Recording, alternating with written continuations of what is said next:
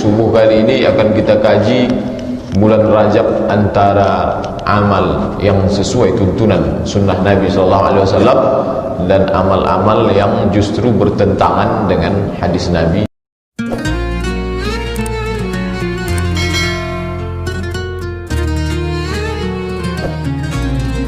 Alhamdulillah, wassalatu wassalamu ala rasulillah Sayyidina wa maulana Muhammad ibni Abdillah wa ala alihi wa sahbihi wa man tabi'ahu wa mawala. Ashhadu an la ilaha illallah wahdahu la syarika lah, wa ashhadu anna sayyidana Muhammadan abduhu wa rasuluhu la nabiyya ba'dah.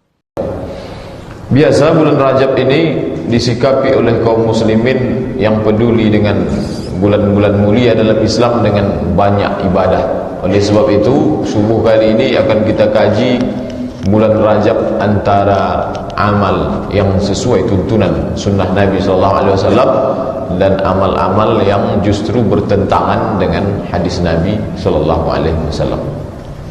Itulah tema yang akan kita kaji pada subuh kali ini. Yang pertama,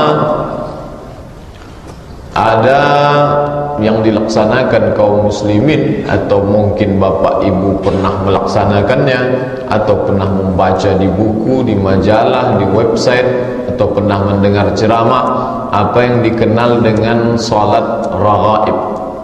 Pelaksanaannya dilaksanakan puasa pada hari Kamis pertama di bulan Rajab. Kemudian pada malamnya dilaksanakan salat 12 rakaat. Pada rakaat itu dibaca Al-Fatihah dengan membaca Qul huwallahu ahad 3 kali, kemudian membaca Inna anzalnahu fi lailatul qadar 3 kali, kemudian membaca Qul huwallahu 12 kali. Kemudian setelah salat 2 rakaat 1 salam, mengucapkan salawat 70 kali. Kemudian pada sujudnya itu sujud mengucapkan doa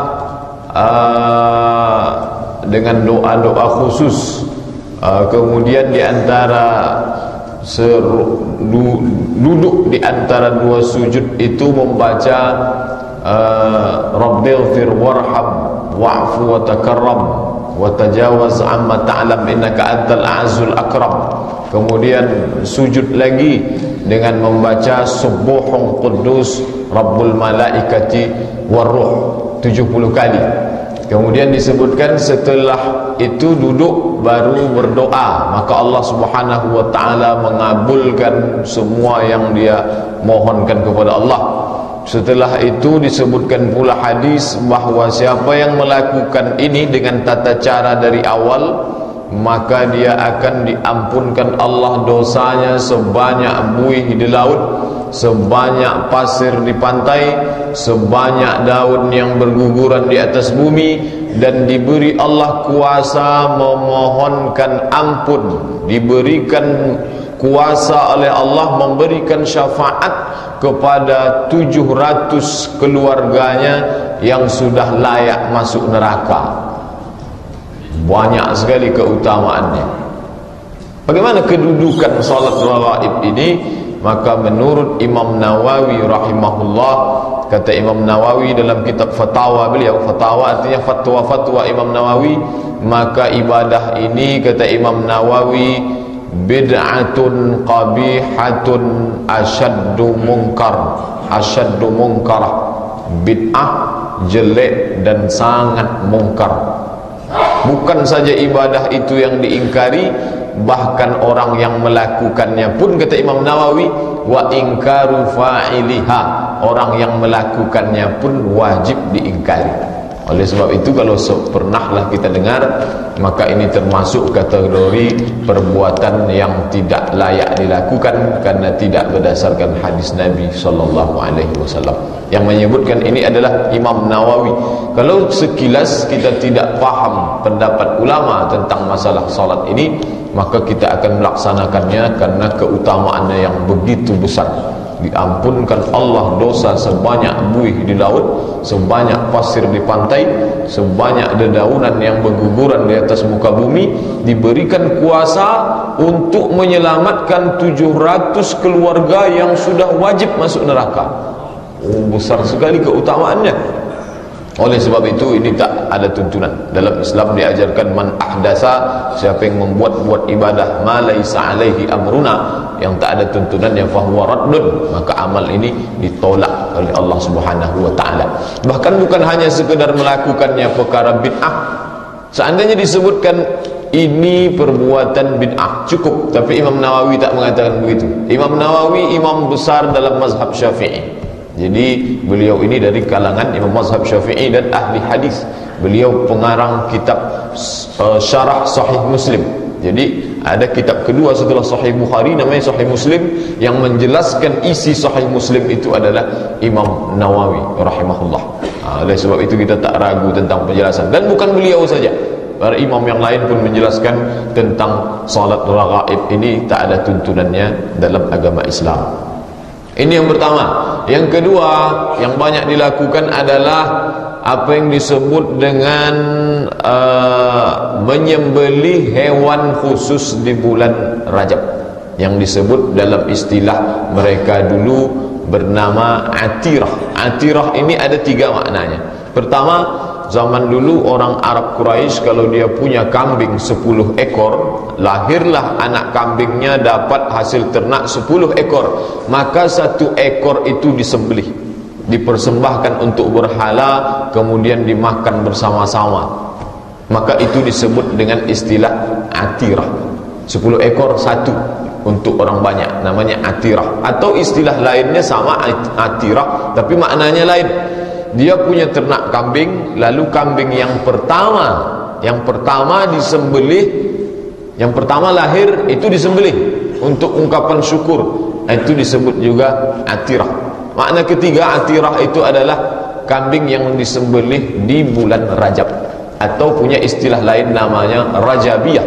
Mengapa disebut Rajabiyah? Karena disembelih di bulan Rajab. Jadi orang jahiliyah ini dulu ada juga tradisinya yang baik. Kalau 10 ekor disembelih 1. Kalau banyak kambing tadi, yang pertama lahir ternak itu disembelih 1. Jadi kalau ada orang sekarang pelit, itu lebih parah dari jahiliyah. Jahiliyah saja rajin bersedekah, tapi tak diakui. Setelah ada syariat kurban, maka Rajabiyah dan atirah ini dihapuskan. Maka dalam kitab Sahih Bukhari dinyatakan oleh Nabi SAW, la fara'a wala atirah. Tak ada lagi fara', menyembelih kambing 1 ekor di antara 10, kambing pertama dipotong. Tak pula ada yang disebut dengan atirah atau Rajabiyah, menyembelih kambing khusus di bulan Rajab. Jadi kalau ada orang berkurban atau bersedekah khusus di bulan Rajab, maka ini masuk dalam kategori atirah yang syariatnya sudah dihapuskan. Mengapa mereka mengagungkan bulan Rajab? Akan kita bahas di akhir kajian tentang hadis-hadis khusus berkaitan dengan bulan Rajab ini. Jadi yang pertama tadi adalah salat khusus, yang kedua adalah kurban khusus, menyembelih hewan khusus di bulan Rajab. Ini pun tak ada dalilnya, bahkan sudah dihapuskan, la fara'a wala atirah. Begitu kata Nabi, disebutkan dalam kitab Sahih Al-Bukhari. Yang kedua, yang ketiga, umrah.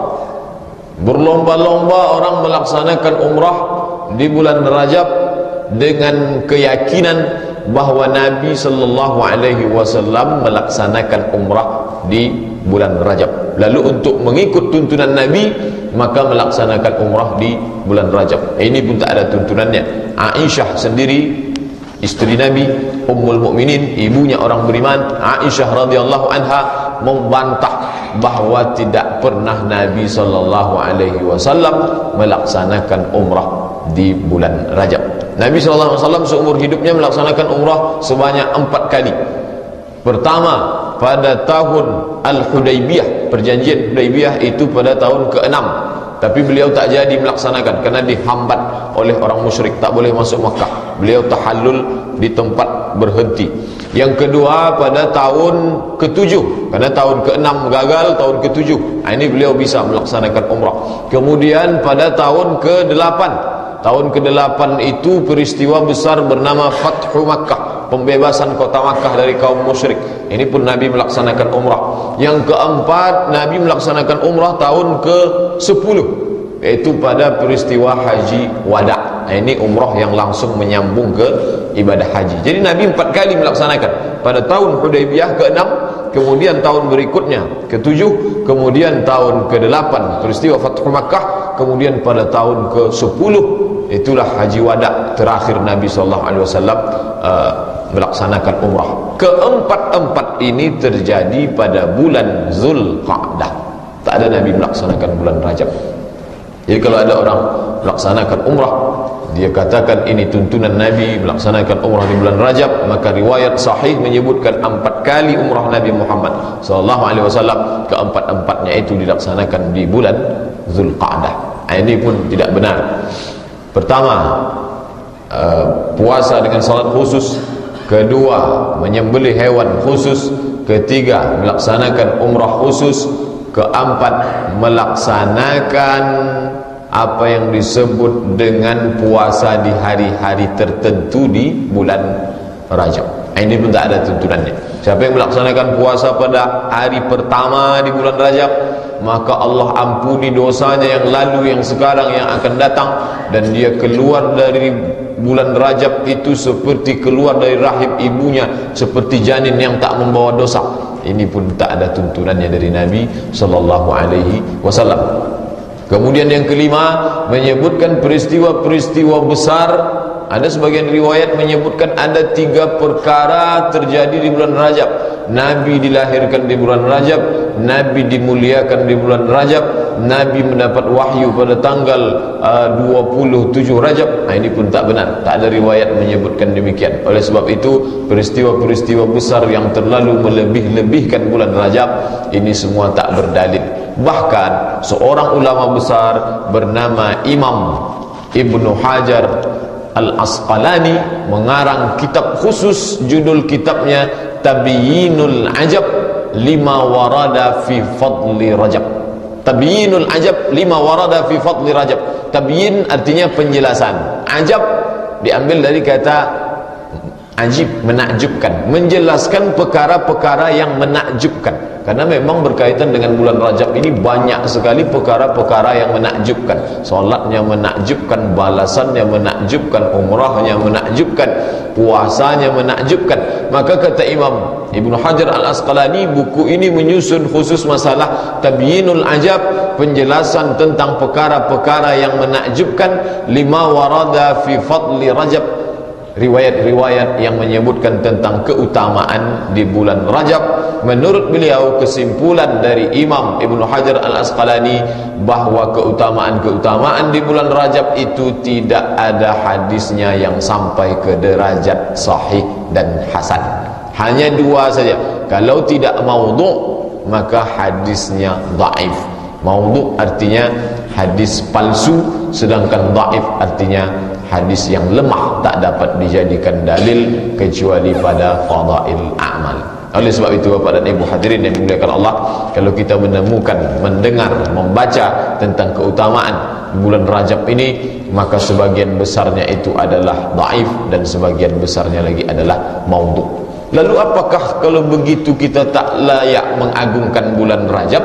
Kalau begitu bulan Rajab ini bulan yang biasa saja, tak perlu dihormati, tak perlu ditingkatkan ibadah di bulan Rajab. Ini pun perlu juga diluruskan.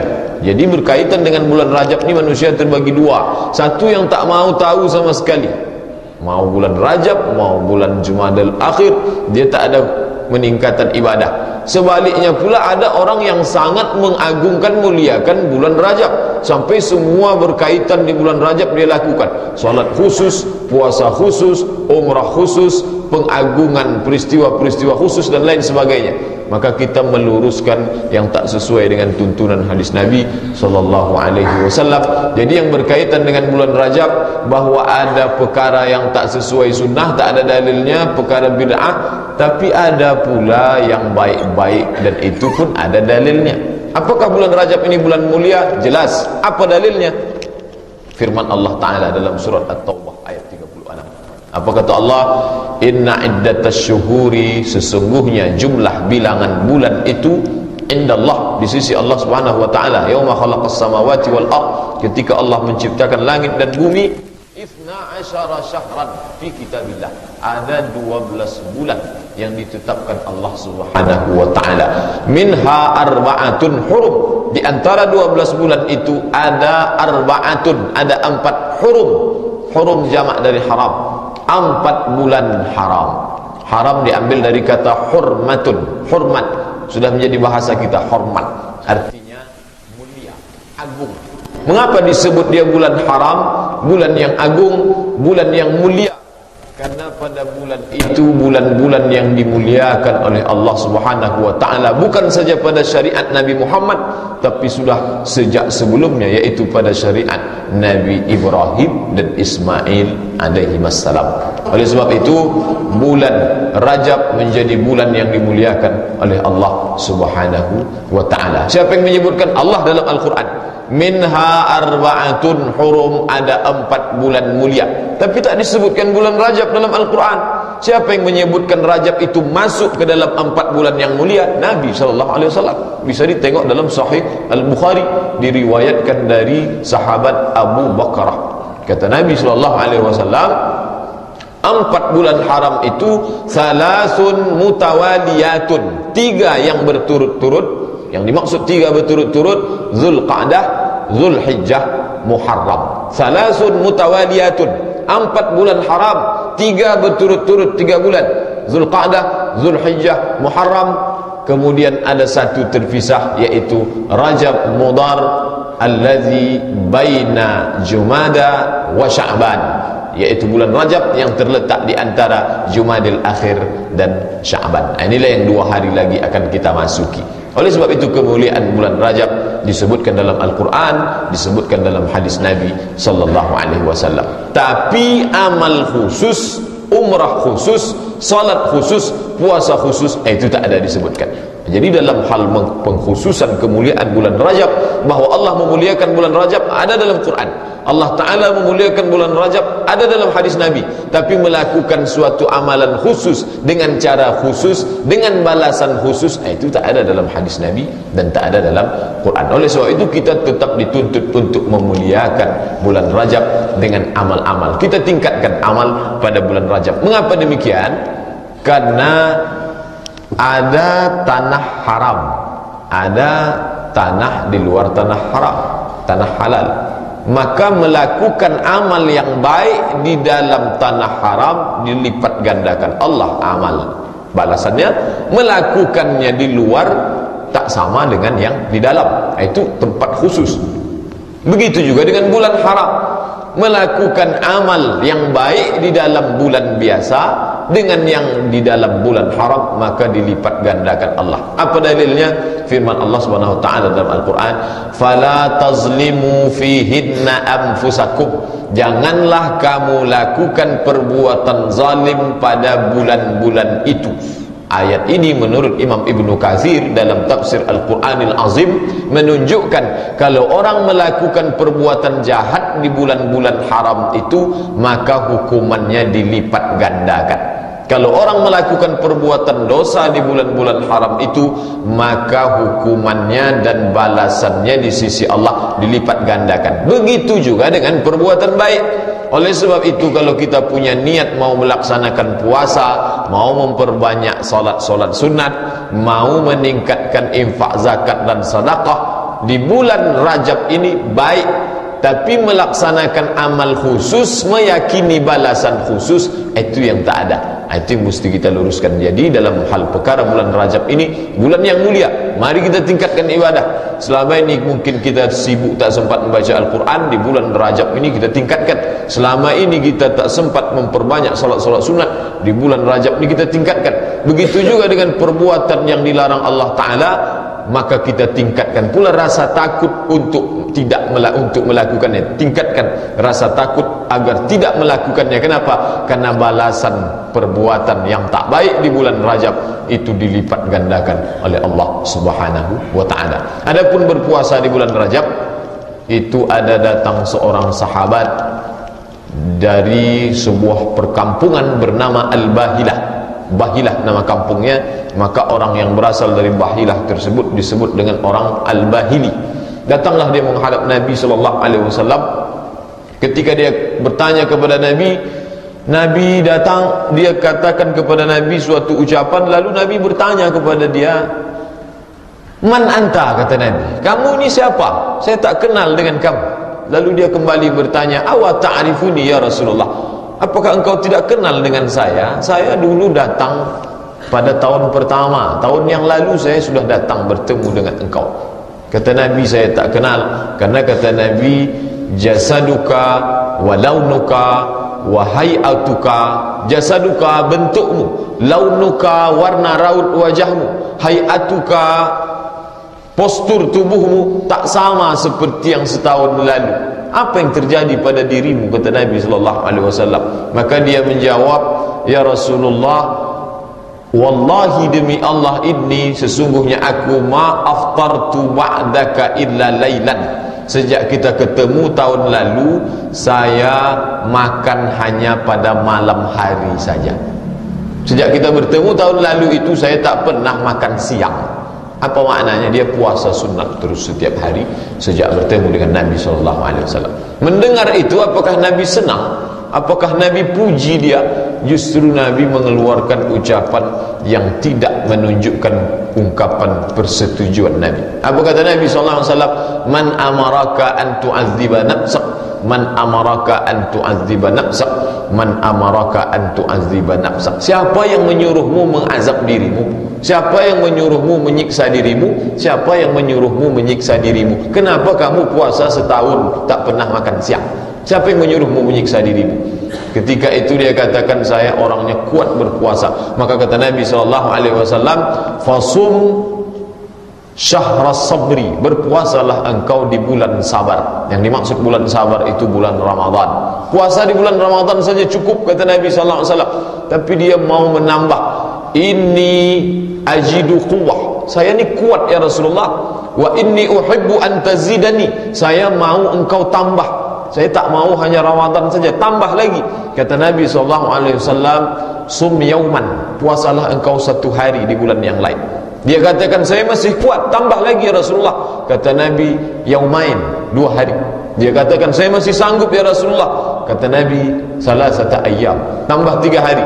Dia katakan, "Saya masih sanggup ya Rasulullah."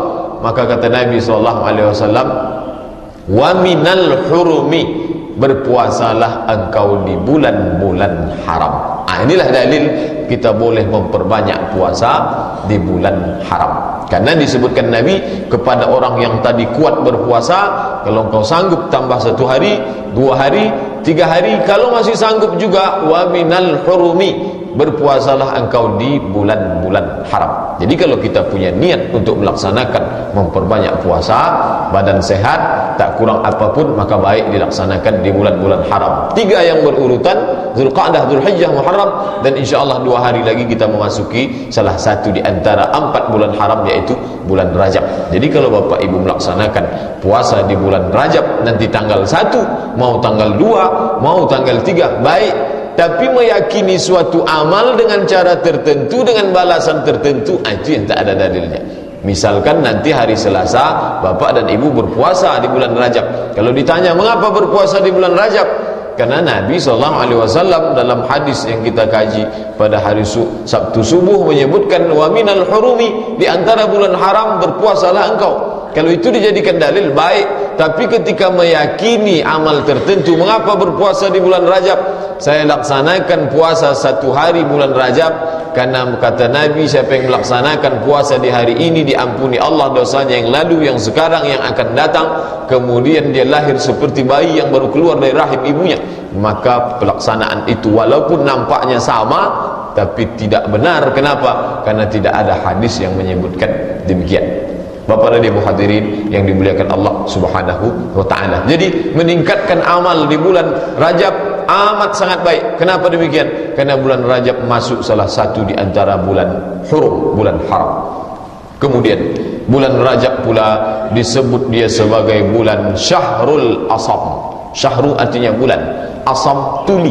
Mengapa disebut dengan bulan tuli? Karena pada bulan Rajab itu tidak terdengar suara pedang, suara tombak, suara anak panah, suara hiruk pikuk.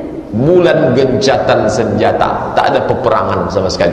Sampai disebut bulan tuli karena tak terdengar suara heboh, suara ribut, suara jeritan, suara pekikan teriakan perang, suara sakit kematian dan lain sebagainya. Bulan aman. Sampai disebut bulan Rajab itu disebut dengan bulan Munassil As-Sinnah. Munassil As-Sinnah artinya bulan dicabutnya ujung tombak dan ujung anak panah. Jadi tombak-tombak itu yang dari kayu, yang ujungnya besi, maka dicabut kepalanya. Begitu juga dengan anak panah, dicabut kepalanya. Dan orang-orang Arab jahiliyah dulu mulai mengistirahatkan tombak, anak panah, pedang dan lain sebagainya. Mengapa? Menghormati kemuliaan bulan Rajab. Jadi kalau ada orang sekarang di bulan Rajab pun dia berkelahi juga, keluar juga sumpah serapahnya, ini lebih parah daripada orang kafir musyrik zaman Nabi SAW. Karena mereka memuliakan bulan Rajab. Dari mana datang tradisi memuliakan bulan Rajab ini? Apakah memuliakan bulan Rajab ini pekerjaan orang jahiliyah? Memuliakan bulan Rajab sudah datang dari sejak zaman Nabi Ibrahim alaihissalam, turun kepada Nabi Ismail alaihissalam, turunlah sampai kepada zaman Nabi SAW. Tapi kemuliaan bulan Rajab ini dinodai dengan tradisi-tradisi bid'ah, khurafat, tahayul orang kafir musyrik. Jadi sisa-sisa agama Nabi Ibrahim itu ada. Salah satu bentuknya adalah pemuliaan, penghormatan, pengagungan terhadap bulan Rajab, tapi diisi dengan perkara-perkara tambahan yang menyebabkan orang menodai. Bukan nampak niatnya mau memuliakan, tapi malah menodai kemuliaan bulan Rajab. Jadi Nabi Muhammad SAW tidak datang membawa syariat baru. Nabi memuliakan bulan Rajab. Jangan pula difahami, disetujui seperti yang dikatakan orang-orang barat orientalis yang mengatakan Nabi Muhammad itu hanya mengumpulkan ajaran-ajaran yang lama. Tidak betul. Nabi Muhammad SAW membersihkan ajaran Nabi Ibrahim yang dinodai, dikotori oleh orang-orang kafir musyrik jahiliyah. Jadi Nabi datang mengagungkan bulan Rajab karena bulan Rajab ini sudah dimuliakan sejak zaman Nabi Ibrahim alaihissalam, dan beliau membuang tradisi yang tak baik, termasuk diantaranya menyembelih hewan khusus, bersedekah khusus, dan melaksanakan ibadah-ibadah lain yang tak ada tuntunannya datang dari Allah Subhanahu wa taala. Jadi Bapak dan Ibu hadirin yang dimuliakan Allah, kita tingkatkan ibadah di bulan Rajab, kita jaga ukhuwah di bulan Rajab, sampai-sampai bulan Rajab disebut sebagai bulan Munassil As-Sinnah, bulan dilepaskannya ujung tombak, ujung anak panah. Untuk apa? Untuk menjaga jangan sampai terjadi pertempuran, pertumpahan darah, sumpah serapah, caci maki dan lain sebagainya. Jadi kalau kita tengok mengapa dari sejak bulan Rajab ini sudah dijaga. Bulan Rajab dianjurkan untuk memperbanyak ibadah, bulan Rajab memuliakan keagungan Allah, bulan Rajab pula sudah diajarkan untuk tidak melakukan perang, balas dendam dan lain sebagainya. Ini semua adalah untuk menggiring kita supaya masuk ke bulan selanjutnya Sya'ban dan masuk kepada bulan Ramadan dengan kesiapan mental. Jadi untuk masuk ke Ramadan itu bukan besoknya Ramadan, hari ini penyambutannya. Jadi kalau Nabi kita tengok menyambut Ramadan itu sudah 2 bulan sebelumnya, 60 hari sebelum Ramadan sudah disiapkan diri dengan memperbanyak ibadah. Oleh sebab itu masuk ke dalam Ramadan itu jiwa sudah siap, ibadah sudah siap, diri sudah siap. Maka masuk dalam keadaan suci ke dalam bulan yang suci dengan melaksanakan ibadah suci, maka keluar dari situ mendapatkan kesucian dari Allah Subhanahu wa taala. Mengapa kadang umat Islam tak mendapatkan kemuliaan Ramadan? Karena salah menyambutnya. Besok mau Ramadan, hari ini mau disambut, cara menyambutnya pun tak pula sesuai dengan tuntunan Islam. Jadi subuh ini kita mengkaji cara Nabi SAW menyambut Ramadan 2 bulan sebelumnya. Karena kalau disambut dengan cara yang mendadak, dengan cara yang tak sesuai, maka kita tak akan mendapatkan kemuliaan Ramadan. Jadi Bapak dan Ibu hadirin yang dimuliakan Allah Subhanahu wa taala, itulah beberapa hadis yang berkaitan dengan salat, dengan puasa, dengan umrah, dengan pengagungan dan lain sebagainya berkaitan dengan bulan Rajab. Rajab diambil dari kata tarjib. Tarjib padanan katanya. Biasanya para ulama untuk menjelaskan satu makna maka dicari padanan katanya. Apa ini padanannya? Contohnya kalau salat itu padanan katanya ad-doa. Salat itu apa? Doa. Zakat padanan katanya an-numu. Numu itu apa? Tumbuh, bertambah, berkembang. Itulah zakat. Sehingga orang yang berzakat dia sedang menumbuhkan, menambah rezekinya di hadapan Allah dengan bertambah berkahnya. Haji, apa itu haji? Padanan kata haji adalah ziarah. Nah, apa padanan kata rajab, tarjib? Padanan kata tarjib adalah ta'zim. Diambil dari kata azim. Ta'zim artinya mengagungkan Allah Subhanahu wa taala. Jadi ketika kita masuk bulan Rajab, maka kita sudah masuk ke dalam bulan untuk mengagungkan Allah. Tapi ingat, cara mengagungkan Allah itu dengan cara yang diajarkan oleh Nabi sallallahu alaihi wasallam. Oleh sebab itu kalau nanti kita ada punya niat untuk melaksanakan salat sunat, melaksanakan puasa sunat, melaksanakan bacaan Al-Quran, memperbanyak zikir, mempererat silaturahim, ini baik.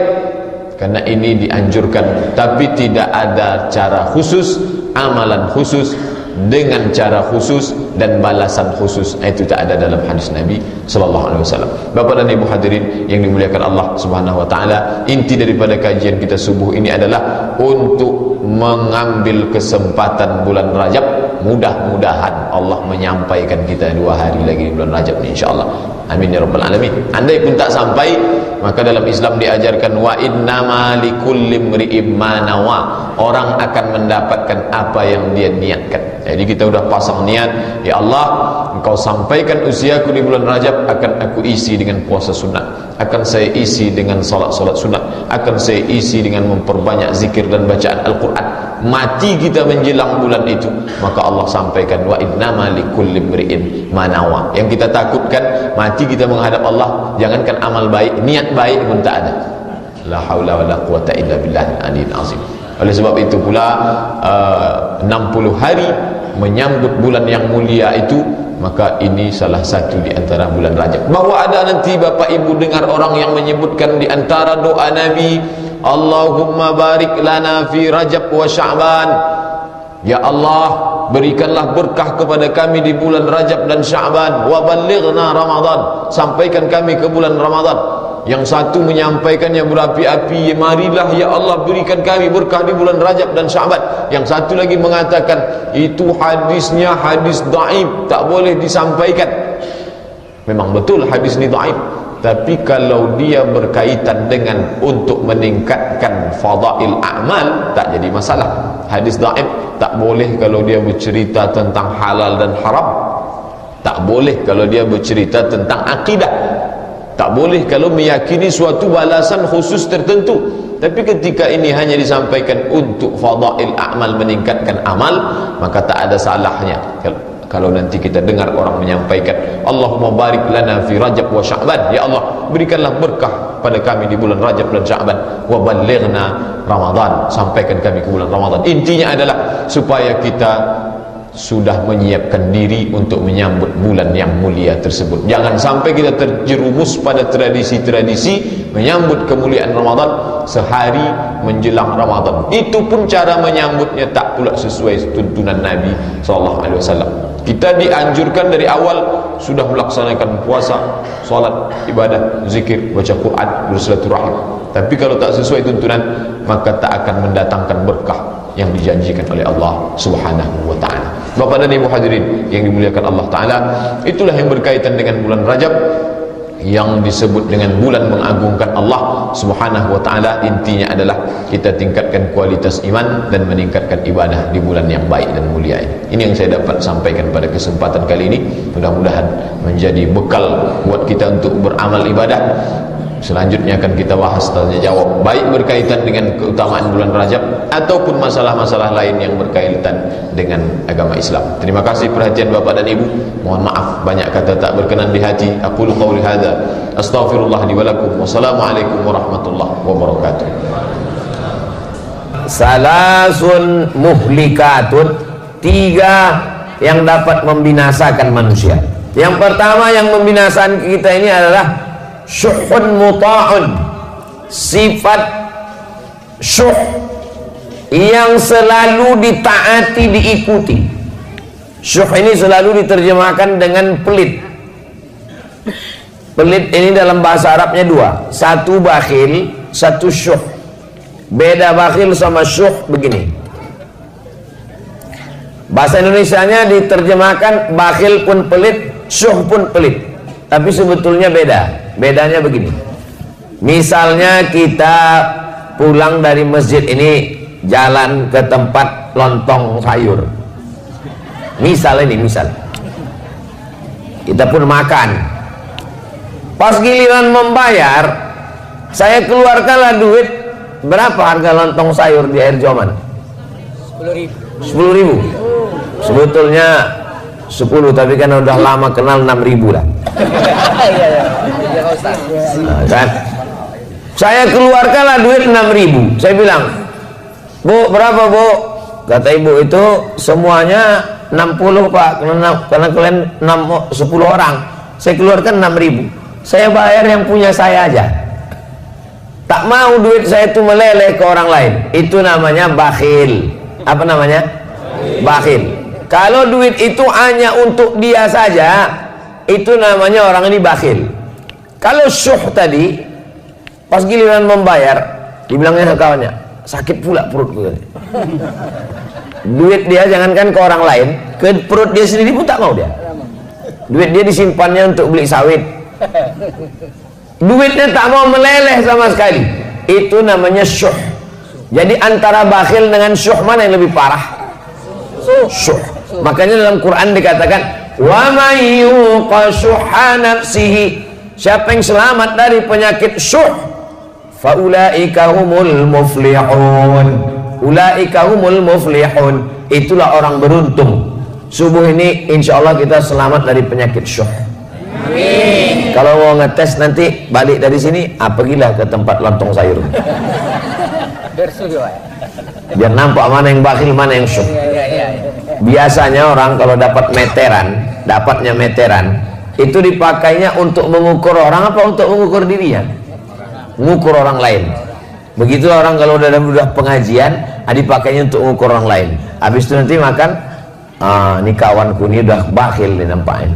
Kawan ini syuh. Kalau kita tidak, kita kalau dapat ilmu itu untuk mengukur diri kita tidak bakhil, kita tidak syuh, insya Allah kita termasuk orang-orang yang dermawan, insya Allah. Amin. Makanya ada orang dikasihnya nama anaknya, siapa nama anak kau tuh? Dermawan. Kenapa? Suka mencari derma. Dermawan itu bukan itu maksudnya. Dermawan itu dia suka berbagi kepada orang lain karena sudah selamat dari penyakit syuh. Yang membinasakan yang pertama manusia ini adalah syuhun muta, sifat bakhil, pelit, kikir, medit, kedekut, apa lagi? Polit, pedangki. Yang dipeturutkan manusia ini makin tua makin pelit atau makin dermawan? Mengaku orangnya. Manusia ini kata orang, ibu kenapa tak bersedekah Bu? Nantilah Pak Ustadz, anakku masih sekolah. Nanti kalau udah tamat anak ini sekolah, insya Allah begitu tamat anak sekolah makin pelit. Kenapa? Anak kuliah pula, biaya makin mahal. Semester belum dibayar. Mau uang ujian, mau uang wisuda lagi. Sidang terbuka 10 juta, sidang tertutup 15, buka tutup 25. Nantilah Pak Ustadz, kalau udah wisuda anakku ini insya Allah aku mau menyumbang. Begitu anak wisuda tak juga. Kenapa? Anak mau kerja pula, menyiapkan duit soboknya lagi. Betul tidak? Betul semua kata orang. Begitu anak udah kerja, nanti kalau anakku ini udah kerja insya Allah aku mau menyumbang Pak Ustadz. Begitu anak udah kerja tak juga. Kenapa? Biaya nikah lagi. Tahu dah berapa sewa gedung? Bukan cukup sekarang pakai layar tancap. Nantilah Ustaz kalau anak ini udah nikah insya Allah. Begitu udah anak udah nikah pelit juga. Kenapa? Mengandung pula cucu mau lahir, takut operasi sesar. Menantu tadi asik tidur siang. Jadi kalau dipeturutkanlah bakhil ini sampai mati kita tidak akan pernah bersedekah. Ini kita ini sekarang di daerah mana ini? Air Joman. Saya tak tahu. Berangkat dari Siau teh, pejam mata saya tiba-tiba sampai pokok karet. Pejam sekali lagi nampak sawit. Pejam sekali lagi nampak masjid. Orang daerah Air Joman ini, daerah lingkungan masjid kita ini, orangnya sudah selamat semua dari penyakit bakhil. Dari mana Ustaz tahu? Masjidnya bagus. Ini menunjukkan orangnya mewakafkan tanah. Ke belakang saya tadi wudhu, tempat wudhunya bagus, toilet, kerannya banyak, tengok. Entah hidup atau tidak, wallahu a'lam. Hidup. Tak ada lagi tanah tempat parkirnya, keramik turun sampai ke bawah. Dah itu pula lantai teruslah sampai halaman sana, berpagar pula cantik. Mudah-mudahan yang membangun masjid ini, kalau dia meninggal dunia dilapangkan Allah kuburnya. Kalau dia masih hidup diberkahi Allah rezekinya.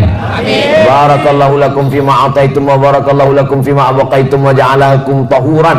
Begitu cara mendoakan orang yang berwakaf bersedekah. Barakallahu lakum fima ataitum wa barakallahu lakum fima abaqaitum wa ja'alaha lakum tahuran. Kalau hafal. Kalau tak hafal, gerak-gerakkan aja mulut. Mana tahu nanti ada orang minta doa kan? Bu, ibu kan orangnya pengajian, ya tolong doakan bu sedekah kami ini. Kalau ditanya apa doa ibu, so kau tanya, itu antara aku sama Allah aja lah. Nah, macam mana cara mengobati penyakit bakhil, bin medit, bin kedekut, bin kikir, bin pedangki, bin polit tadi? Cara mengobatinya adalah pergi ke rumah sakit, menengok orang sakit. Sakit jantung, darah tinggi, diabetes, kanker. Ada guna duit di situ? Ada. Guna duit untuk Pak Dokter semuanya. Duit bisa banyak, dokter bisa dibayar, rumah sakit bisa dibeli kalau orang kaya. Tapi ada satu yang tak bisa dibeli. Apa dia? Kesehatan. Mudah-mudahan kalau ada di antara kita nih yang sakit, diangkat Allah penyakitnya. Amin. Yang udah sehat-sehat nih mudah-mudahan istiqomah insyaallah. Kalau mau menengok tak ada harganya duit, pergilah ke liang lahat di kuburan. Bisa dipakai untuk menyogok mungkar nakir. Bisa disogok untuk menyogok malaikat maut. Malaikat maut, tambahlah umurku, ku kasih 3 miliar. Bisa? Innama amruhu idza arada syai'an ayyakula lahu kun fayakun. Mati. Mimda mata ya bawati. Modar.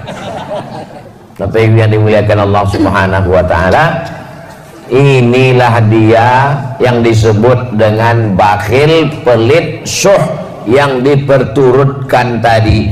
Kalau diperturutkan bakhil ini memang orang tidak akan pernah mau berzakat. Siapa yang penghasilannya 1 tahun 85 gram emas, maka zakatnya 2,5%. 85 gram emas itu berapa tuh Pak Ustadz? 1 gram emas 1 juta. Sebetulnya udah naik 1.200.000, tapi karena kita udah lama kenal 1 juta aja lah. Kapal banyak kali. 85 gram kali 1 juta berarti 85 juta. Siapa di antara bapak ibu ini yang penghasilannya 85 juta di total setahun, maka keluar zakatnya 2,5%. Kalau ditengok dari gayanya, orang ini penghasilannya seminim-minimnya 100 juta ini. Amin. Dari bunyi mengaminkannya aja pun tak yakin. Amin. Amin Pak Ustaz. Orang yang takut nyebut amin itu 2 kemungkinan. Pertama, karena takut ragu. Yang kedua, takut dicatat Bawaslu. Saya pun hati-hati juga ceramah sekarang. Udah diawasi Bawaslu, tak boleh. Ustaz jangan sebut partai, tak ada aku sebut partai. Ustaz jangan sebut nomor, tak ada aku sebut nomor. Ustaz jangan sebut capres, tak ada aku sebut. Ustaz tak boleh sebut nama, tak ada sebut. Cuman aku bilang, yang tidur di rumahku kemarin, itu pun kena tegur juga. Tak boleh sebut calon presiden yang tidur di rumah Ustaz. Tahu yang tidur di rumahku kemarin? Tahu. Tak boleh sebut itu. Jangan sebut lagi. Kalau mau disebut tak boleh bersuara. Payah kali ceramah sekarang. Lama-lama nanti keluar peraturan ceramah mesti pakai isyarat.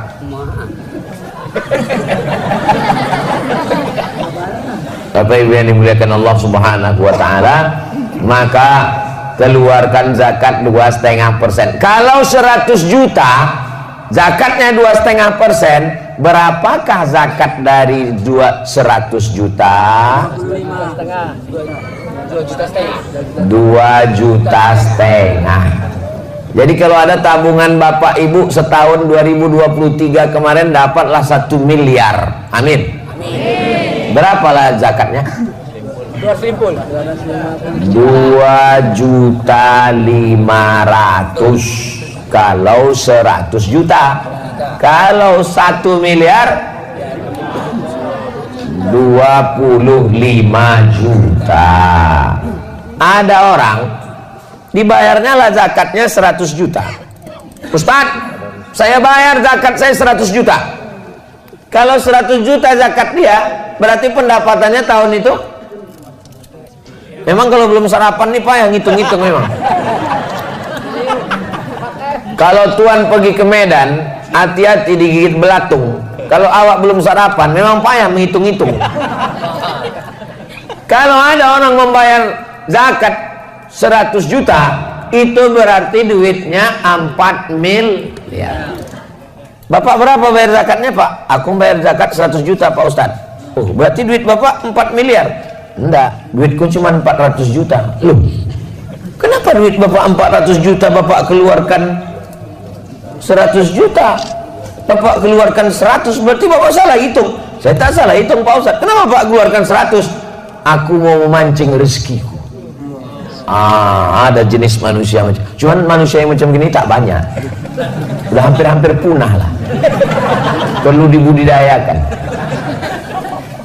Jauh berjalan banyak ditengok, lama hidup banyak dirasa, lain padang, lain belalang, lain lubuk, lain ikannya. Banyaklah saya jumpa manusia yang unik-unik macam ini, tapi tak banyak kali.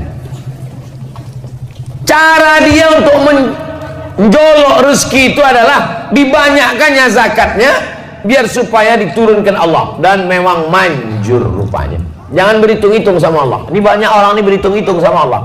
Kau kalau berhitung-hitung sama Allah, nanti Allah berhitung-hitung pula sama kau. Dikasihnya napas setengah, baru tahu, tak sampai ke ujung. Bayar pajak lagi Ustaz. Belum bayar pajak lagi. Bayar pajak bukan main takutnya sama petugas pajak. Kalau bayar zakat tak ada takut sama sekali. Kita semua akan mati menghadap Allah Subhanahu wa ta'ala. Inilah yang pertama, syuhud muta'. Yang kedua, hawa muttaba', memperturutkan hawa nafsu. Semua hawa nafsu kalau diperturutkan binasa. Makan, dalam Islam boleh makan? Boleh. Tapi ada yang boleh dimakan, ada yang tak boleh dimakan. Jangan semua yang kaki 4 dimakan. Jangan semua yang merayap pun dimakan, kereta api pun dimakan. Ada yang boleh dimakan, ada yang tidak, ada yang halal, ada yang haram. Maka Ustaz, kalau memang Allah itu maha baik, kenapa diciptakannya anjing? Kenapa diciptakannya babi? Itu untuk menguji kita ikut Allah atau tidak. Kalau memang Allah itu baik, kenapa diciptakannya setan? Allah menguji kita, apakah kita ini memperturutkan hawa nafsu atau tidak.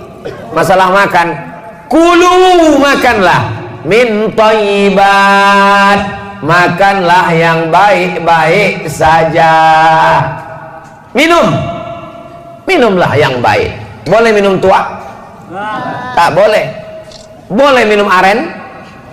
Boleh. Kenapa? Ini memilah dan memilih. Nikah, silakanlah nikah. Yang dinikahi yang baik-baik saja. At-thayyibuna lit-thayyibat, memperturutkan hawa nafsu. Itulah mengapa kita disuruh mengenal hawa nafsu. Macam mana cara mengenal hawa nafsu? Disuruh berpuasa besok hari Senin. Siapa yang puasa besok hari Senin, mengqadha puasanya yang tinggal kemarin Ramadan, sekarang sudah masuk bulan Rajab. Ramadan kemarin belum diganti, ini sudah mau masuk Ramadan lagi, Rajab Sya'ban, gantinya hari Senin, dapat 3, qadha dapat, puasa Senin dapat, puasa Rajab dapat, tapi niatnya cuma satu saja, niatnya puasa qadha. Ibu-ibu yang tinggal kemarin 7 hari qadha. Selalu saya Ustaz Somad nih kalau ceramah yang diingatkannya puasa ibu-ibu aja. Ibu memang tinggal 7, rupanya lakinya 17 hari tinggal. Faman kana minkum maridan, siapa yang kemarin sakit, au ala safarin, musafir, fa iddatum min ayyamin ukhar, diganti di hari yang lain. Itulah yang kemarin musafir. Ustaz kemarin ada musafir? Ada. Berapa jarak musafirnya? Jarak qashar sholat 89 km. Dari Air Joman ke Medan itu 180 km. Kalau tak percaya hitung sendiri. Bisa qashar? Bisa, lewat 89 km. Asal bisa qashar boleh tak puasa. Sampai di kereta api, makannya sate, dimakannya kerang, dimakannya udang. Datang orang, kau Islam, kenapa kau tak puasa? Faman kana minkum maridan aw ala safarin fa iddatun min ayyamin ukhra. Ada bapak-bapak badannya tegap berotot, kumis melintang, berbisik bertanya ke saya, Ustaz, apa hukumnya tak puasa? Kenapa bapak tak puasa? Badan bapak sehat. Buah pinggangku udah dicabut dokter 1. Tak bisa aku tak puasa Pak Ustadz, tak boleh kerja berat, tak boleh tak masuk energi ke badan, aku mesti puasa. Maka kalau bapak tak bisa puasa, diganti di hari yang lain. Tapi di hari yang lain saya tak bisa puasa Pak Ustadz. Ramadan tak bisa, Syawal tak bisa, Zulqa'dah tak bisa, sampai mati tak bisa. Maka dibayarkan fidyah. Apa pula fitrah? Dibayarkan fidyah. 1 hari porsi makan 3 kali, makan pagi, makan siang, makan malam. Lontong pagi 10, makan siang 15, makan malam 15, 10, 40. Jangan hitung-hitung sama Allah, hitung juga lah cendolnya, cuci mulutnya, buahnya, paketkan 50. Berarti yang tak bisa puasa sebulan berarti 50, 500, 1,5 juta. Hawa muttaba. Tapi kalau orang memperturutkan hawa nafsu, disuruh kita puasa untuk mengenal hawa nafsu. Jam 2 siang, mau orang kaya, mau orang miskin, mau diplomat, mau pejabat, kalau udah jam siang mukanya pucat, lapar, haus, mau mengamuk aja bawaannya. Betul? Menengok air sungai ular di Medan, mau menengok sungai Delhi, mau menengok sungai, ditengok air sungai Danau Toba, rasanya mau diminum semua, tak hilang haus. Tapi begitu terdengar suara azan, Allahu Akbar, Allahu Akbar, masuk 2-3 teguk kurma 2 biji, hilang hawa nafsu. Itulah hawa nafsu itu. Hawa nafsu ini semua rasanya. Anak-anak muda nih kalau sebelum nikah ini, semua playboy cap tupai. Semua anak gadis orang mau dinikahinya. Tapi begitu sudah nikah, punya anak, pas ditanya, "Cemana?" "Cukuplah Pak Ustaz, satunya aja pun udah mau mati kali puasa." Begitulah hawa nafsu ini. Maka yang paling bahaya ini adalah memperturutkan hawa. Kira-kira kalau manusia ini dikasih duit 1 ton emas, cukup apa tak cukup? Lau kana li bani Adam wadiyan min zahab, seandainya manusia ini punya 1 lembah dari emas, ini bukit, di tengah ini ada lembah, isinya emas semua, walan tamla fahu illa turab, tidak akan pernah puas sampai mulutnya disumbat tanah. Maksud disumbat tanah tuh mati, masuk liang lahat, masuk cacing tanah ke mulut, barulah kata dia cukup ya Allah. Makanya kalaulah orang tidak menturutkan hawa nafsu, selamatlah dunia akhirat. Doakan supaya yang ceramah ini pun tidak diperturutkan hawa nafsu. Amin. Karena tapi Ustadz kan Ustadz, masa Ustadz digoda setan juga? Ustadz yang setan yang menggodanya Ustadz setan juga. Dia memang setan, tapi di kalangan setan itu dia ustadznya setan. Ustadz kan tamat dari Mesir. Iya, yang menggoda itu juga setan dari Mesir juga. Anak-anak buah Fir'aun. Maka didoakan jamaah. Jamaah ini kalau mendoakan jangan doakan cuma anak bininya, doakan juga ya Allah Ustaz Somad itu pun janganlah lagi dia diperturutkan hawa nafsu, supaya kita ini bisa mengendalikan hawa nafsu. Nafsu makan, nafsu minum, nafsu jabatan, nafsu politik, nafsu kekuasaan, nafsu. Selamat daripada hawa nafsu. Selama masih makan, selama masih minum, selama darah masih mengalir, maka pasti ada hawa nafsu. Kalau mau tahu nafsu sudah tak ada ketika ruh keluar dari jasad. Bapak Ibu pernah tak menengok, waktu nengok jenazah pas buka, tiba-tiba jenazah itu bilang, ada tak lontong sayur? Pernah nengok jenazah minta makan? Itu menunjukkan selama nafsu masih ada, artinya selama jasad ini masih ada ruh, masih bersemayam. Tapi kalau sudah tak ada lagi, insya Allah. Jadi kalau ada orang yang ngomong, Ustaz Somad, iya saya ini tak ada lagi hawa nafsu saya, berarti kau udah mati. Kita ini semua ada hawa nafsu, cuman bedanya ada yang memperturutkan hawa nafsu, ada yang bisa melawan hawa nafsu. Usahakan kalau pengajian subuh itu berhentinya masuk waktu maghrib. Bagaimana pengajian subuh masuk waktu maghrib, Pak Ustaz? Maghrib di Air Joman jam berapa? Jam 6 lewat 6 lewat 18 18.35. Maka kalau pengajian subuh buatkan sampai jam 6.35. Begitu cara mudah ngitungnya. Satu hari. 6.35 pagi ini Pak. Bukan 6.35 sore. 6.35 sore nanti dua gendangnya. Kalau tak Ustadz tuh mati, jamaah tuh mati. Kalah ya Pak. Jadi kalau ada pengajian rutin subuh di masjid kita. Pas saya tanya ada, bingung jamaah ini ada atau tidak. Dia mau bilang ada takut karena tak pernah hadir. Mau bilang tak ada takut ada. Jadi kalau mana tahu buat acara pengajian subuh nanti Ramadan, buatkan pengajiannya itu sampai waktu sesuai maghrib. Ini kan waktu ini berubah ini. Nanti kalau kebetulan maghribnya 6.15, berhenti pas jam 6.15. Gunanya untuk apa? Supaya kita berhenti itu masuk waktu sholat sunat isyraq. Pakai kop isyraq. Kalau pakai kap isyraq sirik. Kau sholat apa tadi? Aku sholat isyraq. Sholat sirik. Isyraq artinya sholat waktu terbit matahari. Sholat terbit matahari ini keutamaannya 4. Pertama, sholat subuh berjamaah. Yang kedua, duduk iktikaf di masjid. Yang ketiga, berzikir. Yang keempat, sampai terbit matahari.